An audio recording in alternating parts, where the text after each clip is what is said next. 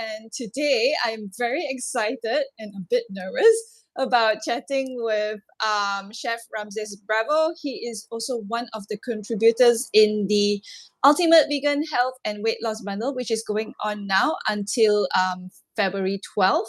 And I'm very excited because I first heard of Chef Bravo on Chef AJ's show, and I was like, I think I tried to watch as many of his videos on Chef AJ's show. And then after that, so that was in I think more than a year ago. And then after that, when Chef AJ invited me to be on last year's Ultimate Health and Weight Loss Bundle, Chef Bravo was also in the bundle, and he had this great course on it. And I went through every single video in the course, and I was like, oh, I really need to write to him and tell him how much I enjoyed the course. And I was like, maybe I can take a lesson with him, this and that. And then life happened, and I never got around to doing it. So this year I decided, like, okay, I need to write to Chef Bravo and ask him if he'll be willing to do an interview with me. And so I wrote to him, and then I was like, oh, I don't know whether he's going to reply me or not. And I did hear back, and so here we are. Glad you sent me a message. Welcome, Chef. So maybe you want to just start off by telling me, because some of my viewers might not have heard of you yet. Maybe you can just tell them who you are, what you do, and then we'll go into your course as well. Sure. So I am True North Health, my cooking website, which is which I'm website jacket here, chef's jacket. Basically I've been cooking plant-based for almost 15 and a half years at True North Health Center. I've known Chef AJ for about 12 years. Right. I like what I do. We see a lot of people come through our doors, and we food, all of them. They leave and do when they come in. So I'm happy with what I do, and I get to meet cool people like you, Yin, from all the other side of the world. And I think it's cool. Yeah. Chef, I think your audio is breaking up a bit. I don't know whether is it your internet connection. I can hear most of your words, but some of the words I can't really hear. Yeah. Let me see. I'm just wondering, do you have any earphones? My boyfriend thinks it might be not the noise cancelling that is breaking up. Let me grab. Okay, great. So guys, Chef Bravo actually has a course called Advanced Techniques to Plant-Based Cooking. So this, I think, is a continuation of his previous course that was also in the weight loss bundle last year. So I am later he'll be telling us a little about it as well. This is like a super comprehensive course. So I haven't been able to go through all of it yet. Oh, good. They are charged. Okay, I can hear you clearly now, and I think yeah. Oh, sorry about that. I think the noise thing was my girlfriend decided to take a shower. Oh, okay. I thought it might be the noise on my side as well, because I think the technology gods are not smiling on us today. It's okay. We're going to persevere. Yeah. Yes, we will. Yeah, I'm glad you got. Yeah, I think you're good now. Okay, so tell me, are you exclusively raw? I'm not 100% raw. I am mostly raw, and I thrive a lot on raw food. I like eating cooked food, but I find I get very sluggish and very tired. And I get constipated as well when I eat cooked food. So I try and limit my cooked food to maybe like twice in a week or 3 times in a week. I mean, if I'm traveling or if I'm eating out, then I'll eat cooked.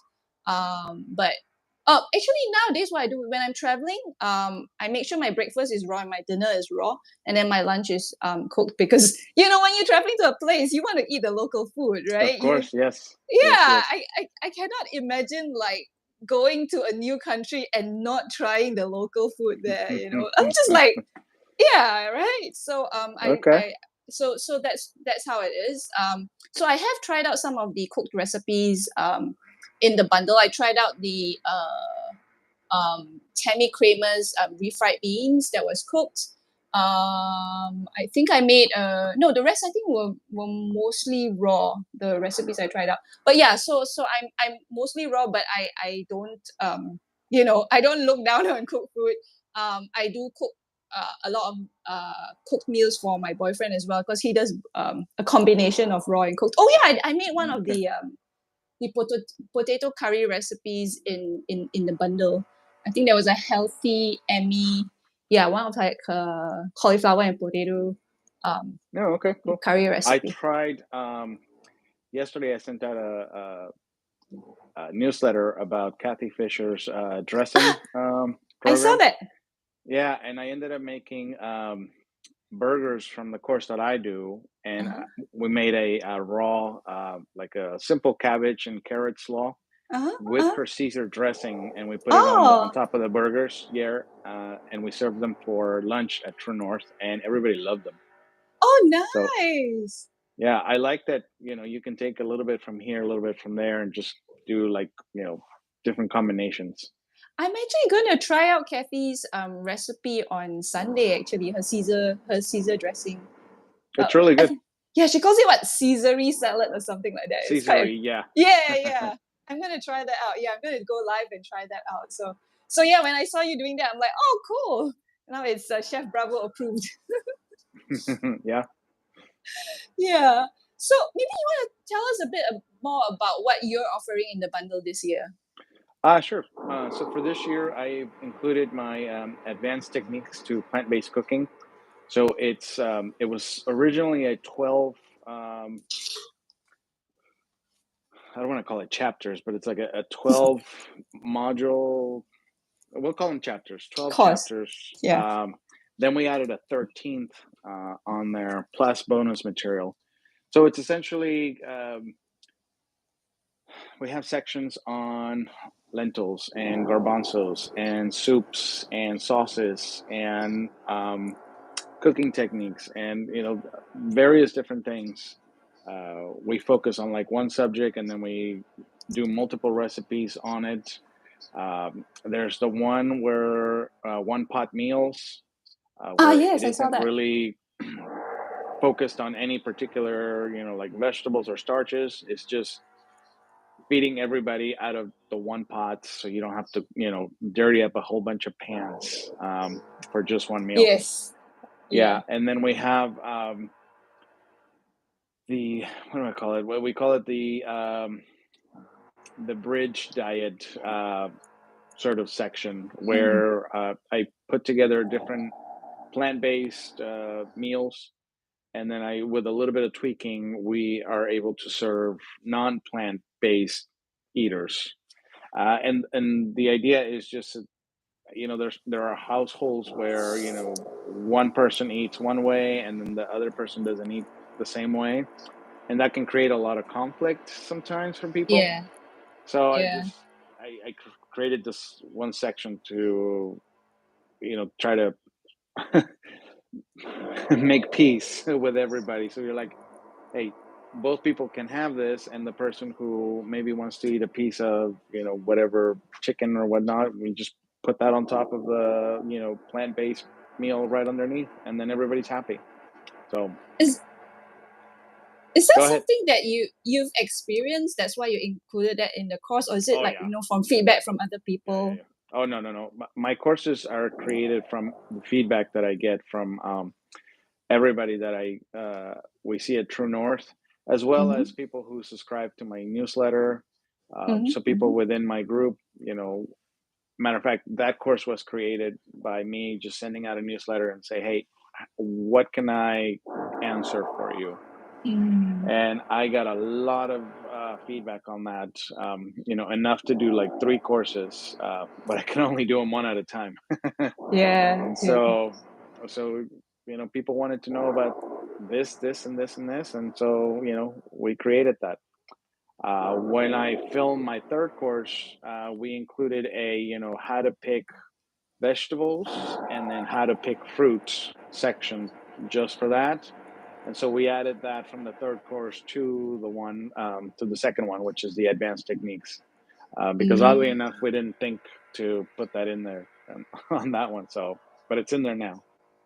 It's a really good course. I really enjoy it, and I wanted to start making some of the garbanzo ones because my boyfriend loves garbanzo, so I saw that, and then I saw your tempeh recipe as well, and because I'm in Malaysia, we tempeh is very common over here, and I actually make my own tempeh. I learned how to make my own tempeh from scratch, I think in 2017, 2018, I can't remember. And then after that, a lot of people wanted to learn how to make it from me. So I started teaching how to make that as well. So that's like one of my very popular classes here. Is that included as one of the things in your course for the bundle? Oh, it's not in the bundle though. Yeah, that's a separate course. Is it on YouTube? I'm sure you know how to make it. I'll look up I don't know how to make it from scratch. That's why I'm asking. It's actually really easy. It's not difficult at all, as long as you get your tempeh starter. But I think for you, it's just the temperature, because in Malaysia, making the temperature for incubating the tempeh is perfect. So we don't the room temperature here. So let me describe the process. Basically, you depending on what beans you use, if you use soybeans, you will need to dehull the beans because the mycelium can't go through.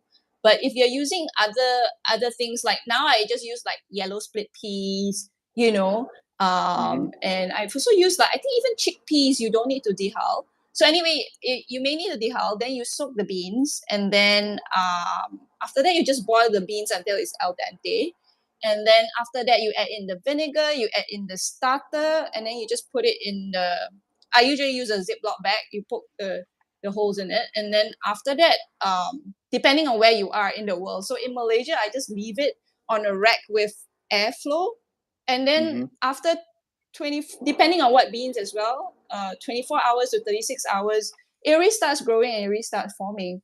Yeah. So for those who are in colder countries, what I do suggest is what my students have successfully done is if you have an oven which you're not going to be using for the next 48 hours, you can actually put it in the oven with the oven light on.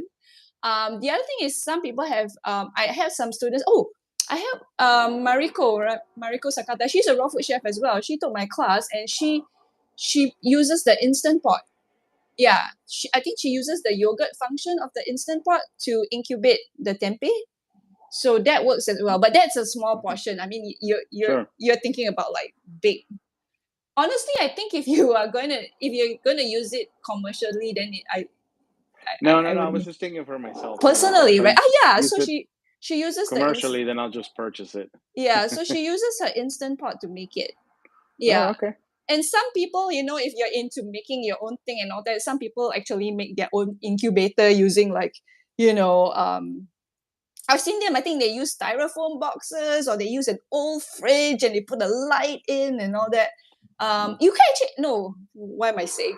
Well, you obviously have dehydrators, right? So that's the other thing. I taught a tempeh class in London, and we made the tempeh and we just put it at the very lowest temperature of the dehydrator, and that worked as well. So the sweet spot, sorry, I need to talk in Celsius though, I can't remember Fahrenheit. The sweet spot is around 29 to about 32 Celsius. So in Fahrenheit, I think it's below. Write it down. Yeah. Write that down. Okay. Yeah, but you know what? I'll look up a good video and send that to you, and then you can just check it out and try making it. Yeah. Okay. Yeah. Cool. Yeah. Cool, So cool. yeah, I want to try your tempeh as well. Aside from the tempeh recipes, which are not included in the course, what do you have in in the bundle? Oh, okay. So I am very passionate about making Asian raw food because I feel like there are so many Western raw food chefs out there, or so many Western raw food creators out there, but not enough. There's not enough recipes on Asian food, and I love Asian food. So I have my Fun with Asian Raw Food 3 course, which is 20 recipes of all the Malaysian food that I can get over here, and I've turned that into raw vegan and oil-free versions, and that comes with a 29 video tutorials as well. And then the Okay. other one I did was the Mexican Fiesta. Yeah, I was going to ask you about that. Mexican Fiesta course, because I love Mexican food, but I can't get any raw vegan Mexican food here in Malaysia. We can get a lot of raw, and we do have like a I text. have to ask you, if I go to Malaysia, can I if I've traveled to Malaysia and suddenly I felt homesick, is there a Mexican restaurant I can walk into? We have a Tex-Mex. Yeah, so they do Tex-Mex, have. So they have burritos. They have chimichangas. They have a lot of wraps. Yeah. So and that one was founded by my friend who used to live in the US for 15 years, and then he became vegan, and then he set up so he made a vegan so it's kind of like Malaysian and Tex-Mex vegan restaurant here in Malaysia, and then now they have outlets kind of like all over the city, because I think another one of the companies bought them up, and then now they have outlets all over. So if you are coming to the city where I live in Kuala Lumpur, or just the suburbs of Petaling Jaya, then you will be able to find. We do have fully vegan restaurants here, and we have a lot of vegetarian places here because we have a huge vegetarian community. So what I do is I just tell them, like, no eggs, no milk, no butter. Sure. Yeah, that kind of thing. So I think using the Happy Cow app as well, so that kind of helps you navigate yourself around. I mean, there's loads of Indian but the Indian food usually has ghee and milk and all that. But we do have a lot of Indian vegetarian restaurants as well. Oh, yeah. Good. Yeah, Malaysia is a good place to visit then. It will be good. I can take you around if you ever plan to come. Yeah. Okay. Yeah, I had to look up the time difference. 16 hours.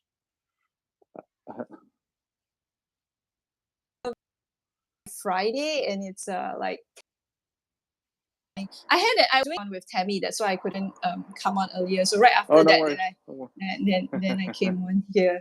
Yeah. No, I'm glad it worked out. So, yeah, Chef AJ puts all these great projects together. I met her. She used to do these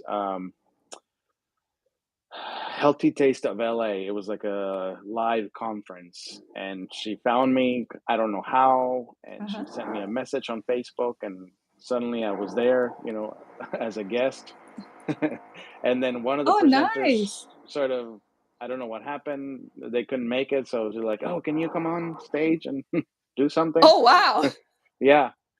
So I've known her for quite some time, and so she's done a lot of different projects, and I like this weight loss bundle that she does. I don't know how many times she's done it. I know she did it last year because I was part of it, and then again this year. Oh, second time. Okay. So yeah, I always like helping her out, and getting all this great content out to people, because I think it's important to have as much information as possible. And as I was saying in another one of my videos, something that might work today might not work tomorrow, in the sense of, I want to keep losing weight, but whatever worked yesterday is not working today. I'm not feeling the same way. I'm in a different sort of mood. It's a different time of day or whatnot. The situation's different. And so I like that this bundle comes with so many recipes, because maybe yesterday you felt like, I don't know what mood you're in, and then today you're like, oh, I want to try some raw, Asian inspired It- things, and you're like, oh, perfect, I can pull from this, and tomorrow it'll be something else, So I like that, and it's such a great deal. yeah. Yeah, and I think it's one of because I think this is like the seventh bundle that I've taken part in, and I think that what two things that I find very different. This bundle is different from other under other bundle organizers. Firstly, it has a lot of contributions from doctors. I think there's more like Yeah. there's more than a dozen doctors' contributions in it. Mhm. So it's credible. And then the second one is because there's so much SOS-free recipes and courses, and I'm trying to go SOS-free. So I can do without the sugar because I use my date powder or Mhm. um um um fruits. The oil thing, yeah, I got rid of that already a year plus ago. I don't miss oil at all, but it's the salt where I'm still like, I need the salt to get that taste that I remember. And just like, how do I do this? So Yeah, it takes time. I'm not gonna say that I'm perfect at it either. But that's the hardest one. It's definitely the hardest one. Yeah. yeah, I saw you in your course you actually have a salt-free sauerkraut. So I was like, I need to Hmm. try that. Yeah, Yeah. I really need to try that. Yeah. Yeah. Yeah. So Yeah. we If have I salt-free sauerkraut and salt-free pickles pickles. Yeah. in there as well. Yeah. I just need to figure out whether I can get that secret ingredient the Malaysian in the Malaysian stores. Yeah. Well, it's beet greens. Um, I don't know if beets are a thing in Malaysia. I would hope so. I so I think in your recipe, so can it be the red beets? Or does it have to be the gold? Yeah. The greens is what you need. The greens, right? Yeah. But you Yeah. know why? That means I need to find a farmer or something. Because the ones that are usually sold, they cut it off. The Ah. greens. Yeah. So Well, they're cutting them off and they're going somewhere. So yeah. Yeah. I think the other thing I always because I make kimchi from the Dr. Vanessa Mendez has a gut health boosting kimchi recipe. So I love making kimchi. Well, there you go. I always want to, but this one has salt. But I've been talking about trying to make it with like celery or celery juice, but I've never gotten around to doing it yet. Yeah, I the should thing try it. about celery is that it doesn't have as much natural sodium as the beet greens. That's why Right. Okay. that's why we use beet greens in the making of that Okay. of the Because sauerkraut. I can get celery easily. So Yeah, celery is yeah. easy, and Yeah. people think that's like, oh, celery salt. True, but not the saltiest thing you can have. Do you use green salt? Mm-mm. Nope. Because Chef AJ talks about that because that's from the Saliconia plant, Yeah, no. right? Mm-mm. If I use that, would that be considered salt free? Because I know another Thai chef, another Uh, chef in Thailand, he kept telling me like, yeah, just use green salt. He kept telling me that. I'm like, I don't know whether the I SOS don't free know. community would I don't consider think that. they would consider it that way. Technically, Your it would boss be might not salt approve. free. No, my boss would Okay. not approve. We had a conversation about it, and he said, "No, we're not using this." Um, so technically, you Okay. could call it salt free because it's not, traditional salt. It's a different Yeah. compound, but but no. So if you cook for like if you're not cooking for work, if you're cooking for say like your non-vegan family members or friends, would you use salt or you don't? I do. You I do. do. Okay. What I do is I try to not I try not to use any oil when I cook their food, Okay. so that I don't need to salt their food as much. And so that's sort Okay. of the first trick. When you're Right. trying to give up the salt and the oil, you can cook without oil, no problem. Yeah. Um, Yeah. unless you want to get it like a deep fried kind of thing, and even then, you can use an air fryer. But the moment you stop using Mhm. oil, you don't need to use as much salt. Um, Mhm. so that's how I cook for them. Okay. Yeah, I was just curious because there was once I was helping out with a pop-up in London, so I brought my kak dugi, so my cube rubbish kimchi, and then the person who was doing the supper club, she tasted my kak dugi, the radish kimchi, and she said like it needs more salt, you know, and I was like, what? Why?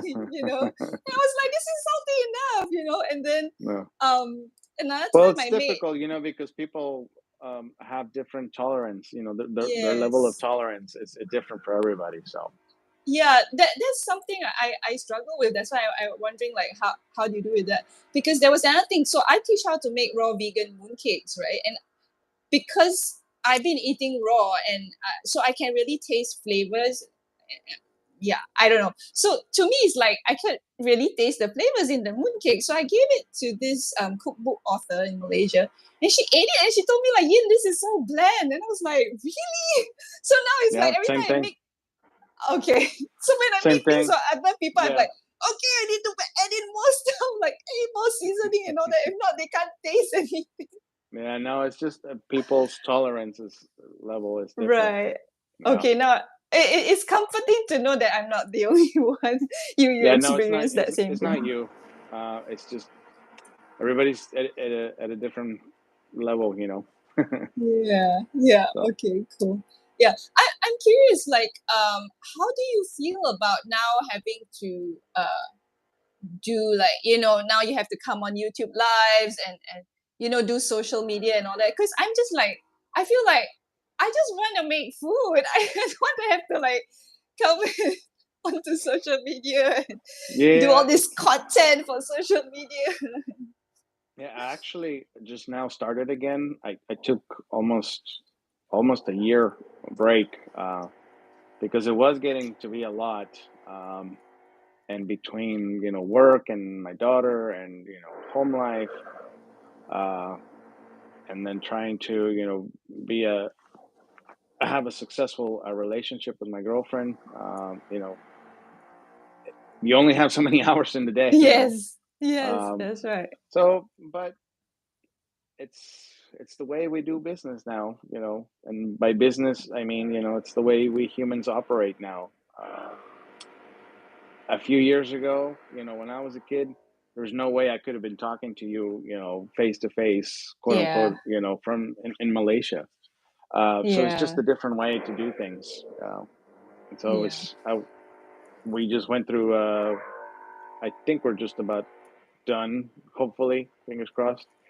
Out of a Yes, pandemic, yes. and so Zoom came in very handy, for many people for a lot of different things, work, school, keeping in touch. So it's tough. It's a little nerve wracking. There's a lot of times. As a matter of fact, anytime I come on a Facebook thing, the very first thing I do is like look back and see, what can people see, because Uh-huh. you start Yeah, freaking out.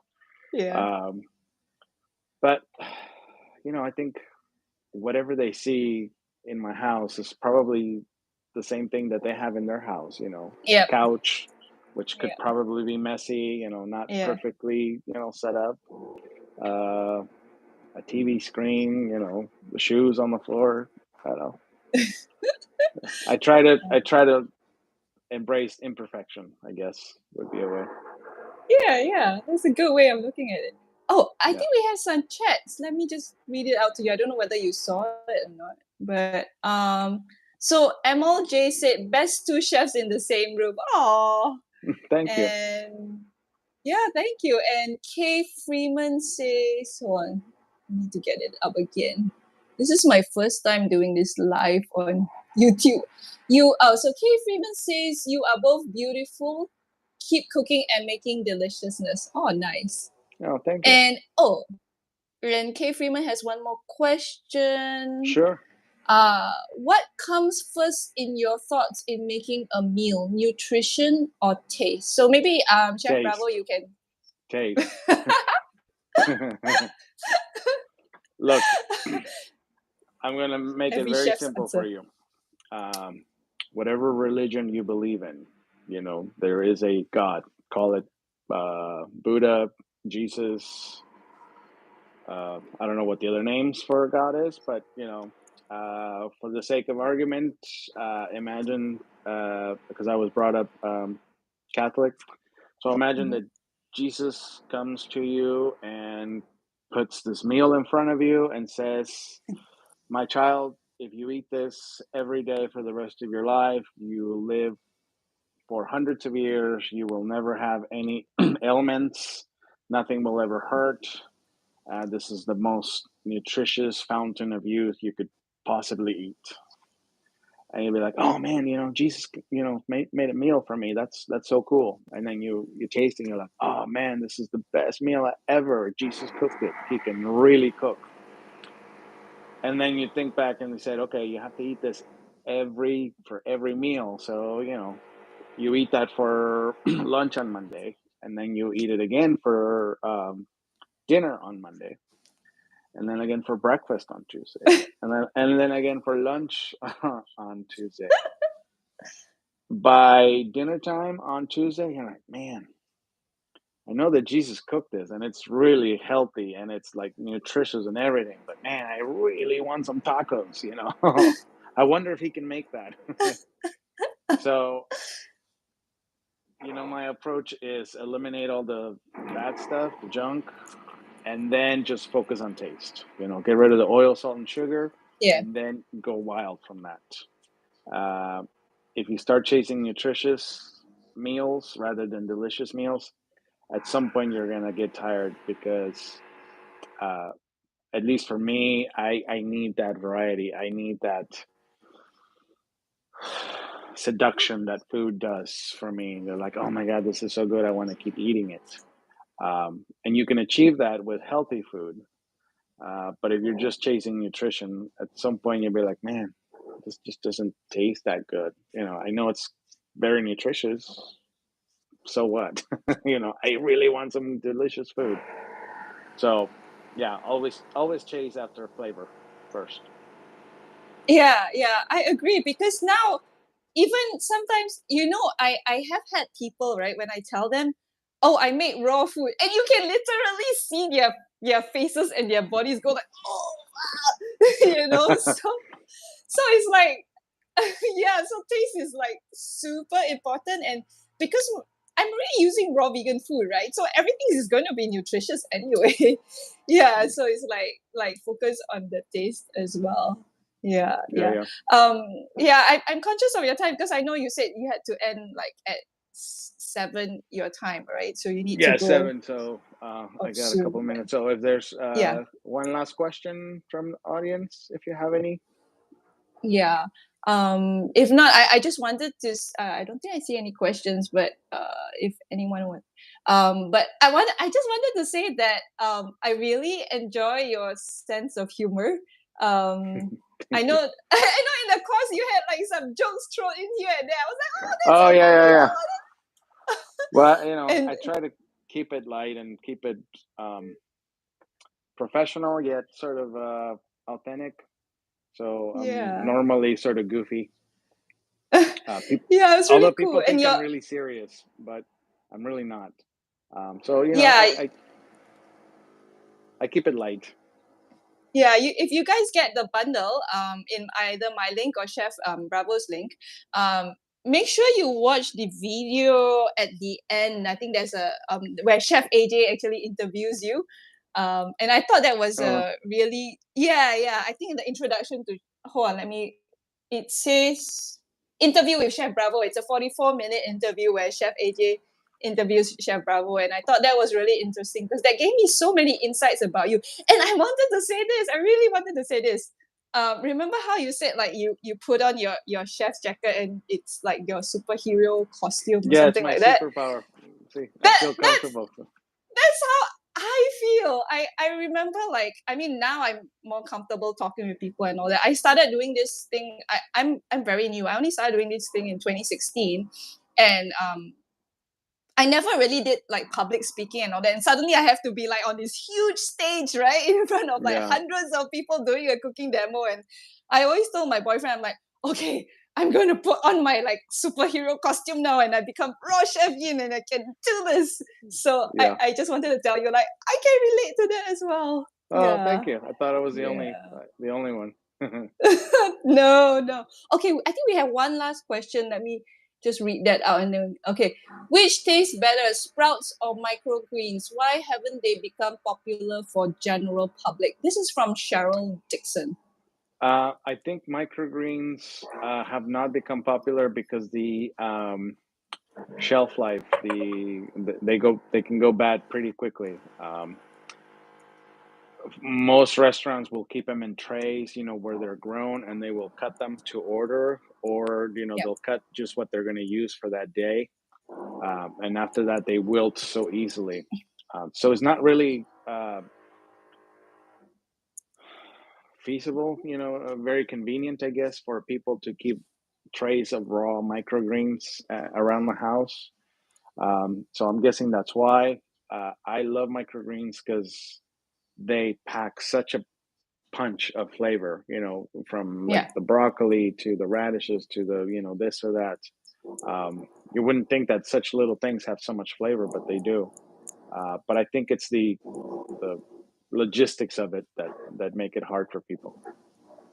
Yeah, so Cheryl, for me as well, I think microgreens taste better than sprouts if you ask me, but it's so easy to sprout with look, I'm like a ghetto sprouter, okay? I'm just using like a used jar, and this was just this was just netting from my fruits, and I just have a rubber band around it, and I sprout like so I sprout like every single day, and because I get the nutrients from that, and it's cheap to sprout. Microgreens, if I buy them from outside, it's harder. Even if you buy them like in commercial, it's more expensive, and like you said, just storage is a bit more difficult.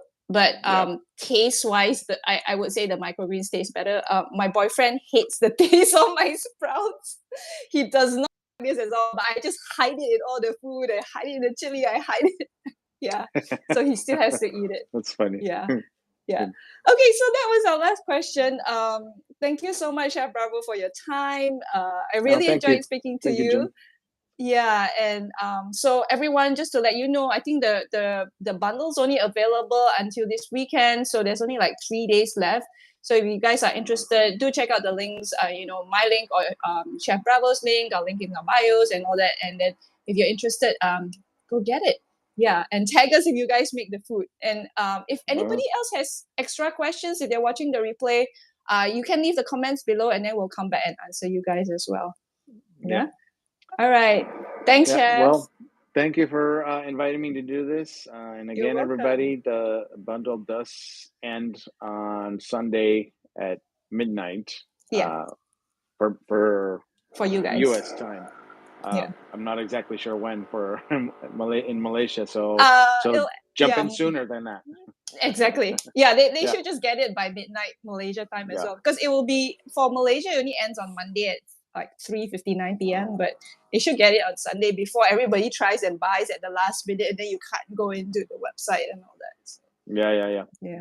Yeah. All right. Well, thank you, everybody. Okay. Glad to be on with you.